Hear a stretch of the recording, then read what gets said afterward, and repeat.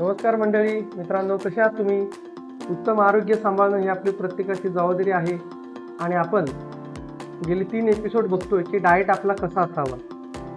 तर डाएटसाठी आपण डिटेलमध्ये बघितलं, आहार बघितला आपण, प्रोटीन डाएट, बॅलन्स डाएट कसा असावा. आजच्या एपिसोडमध्ये आपण बघणार आहे एक्सरसाइज, तुमची लाईफस्टाईल इम्प्रूव्हमेंट आणि तुमची झोप कशी असावी. नमस्कार मंडळी, मी doctor Santosh Yadav, robotic joint replacement surgeon, Balaji Shriratna hospital private limited, Satara. तर प्रामुख्याने डाएटनं आपण आपलं बॅलन्स कॅलरीज करणार आहे. बॅलन्स कॅलरीज केल्यामुळं, कॅलरी डेफिसिट झाल्यामुळं आपलं वजन कमी होण्यास मदत होणार. आणि वजन कमी करताना आपल्याला त्याला जोड द्यायचे, कॅलरी बर्नसाठी आपल्याला त्याच्यासाठी जोड द्यायचे एक्सरसाइजचे. तर एक्सरसाइज जर बोललं तर तुम्ही म्हणाल की आम्ही 50-60 मधले लोक काय एक्सरसाइज करणार आहे, किती करायची, आम्हाला काय धावणं पळणं शक्य नाही. तर एक्सरसाइज ही वेगवेगळ्या प्रकारे आपण करू शकतो. सगळ्यात महत्त्वाचं म्हणजे 60-70चे लोक साधं वॉक, रोज साधारण 30 ते 40 मिनटं वॉक जरी केलं, फास्ट वॉक केला, तर तो सुद्धा आपल्याला वजन कमी करण्यासाठी, कॅलरी बर्न करण्यासाठी मदत करणार आहे. त्याबरोबर ज्या लोकांना शक्य असेल त्यांनी जॉगिंग करणं, साधारण 30 ते 40 मिनटं. धावणं हा सगळ्यात बेस्ट पर्याय. 5 ते 7 किलोमीटर धावलात तर तुमचं वजन कमी होण्यास फार मदत होणार आहे. त्याच्याबरोबर स्विमिंग, तर कोणत्या प्रकारची फिजिकल ॲक्टिव्हिटी ही गरजेची आहे. शिवाय ज्यांना जिम आवडत असेल तर जिमची ट्रेनिंग करू शकतात. ती सुद्धा आपल्याला बॉडीवरचं विसरल फॅट कमी करायला मदत होणार आहे. आणि आपला जो बॅलन्स डाएटमुळं, प्रोटीन डाएटमुळं आपलं मसलचा बॅलन्स मेंटेन करणार आहेत. आणि त्यामुळे तुमच्या बॉडीवरचं फॅट कमी होऊन तुमचं वजन नियंत्रित होण्यास आणि कमी करण्यास मदत होणार आहे. तर पहिला घटक आपण बघूया एक्सरसाइज. वॉकिंग, रनिंग, जिम आपण याबरोबर बघितलं. त्याच्याबरोबर सगळ्यात महत्त्वाचा घटक म्हणजे आपल्याला आहे तो HDL, आपला high density lipoprotein. Exercise, running, gym ह्या गोष्टी आपल्याला शरीरामध्ये आपल्याला HDL वाढवणार आहेत. इनडायरेक्टली HDL हे आपलं कार्डिओ प्रोटेक्टिव्ह असतं.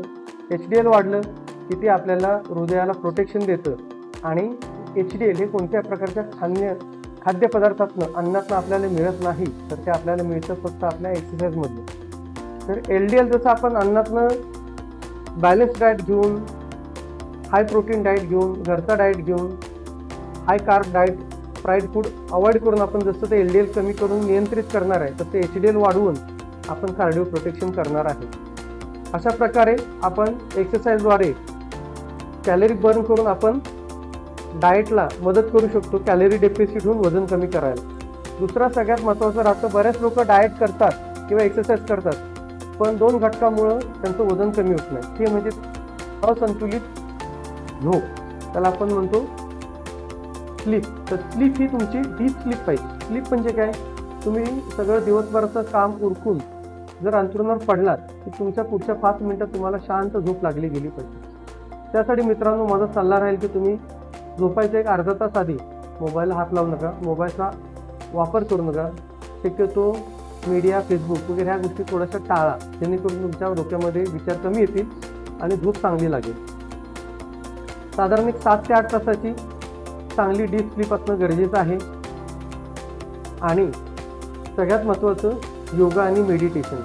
सकाळी लवकर उठून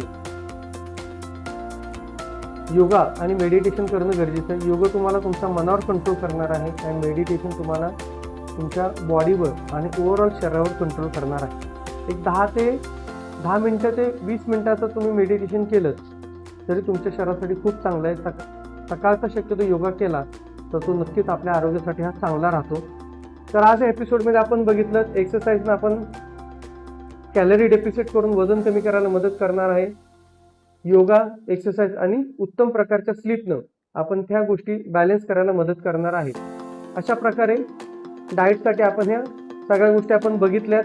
त्याचा सारांश आपण पुढच्या एपिसोडमध्ये बघूयात. अधिक माहितीसाठी तुम्ही माझा चॅनल सबस्क्राईब करा, डॉक्टर संतोष यादव. याच्यामध्ये तुम्हाला मणक्याच्या, गुडघ्याच्या, खुब्याच्या व हाडांच्या विविध आजारांवर तुम्हाला माहिती मिळणार आहे. तसेच गुडघ्यांच्या विविध समस्यांसाठी व रोबोटिक जॉईंट रिप्लेसमेंटसाठी तुम्ही बालाजी श्रीरत्न हॉस्पिटलला कॉन्टॅक्ट करा व माझ्या चॅनलवर त्याची माहिती घ्या. आपण पुढच्या एपिसोडमध्ये भेटूयात. थँक्यू, धन्यवाद.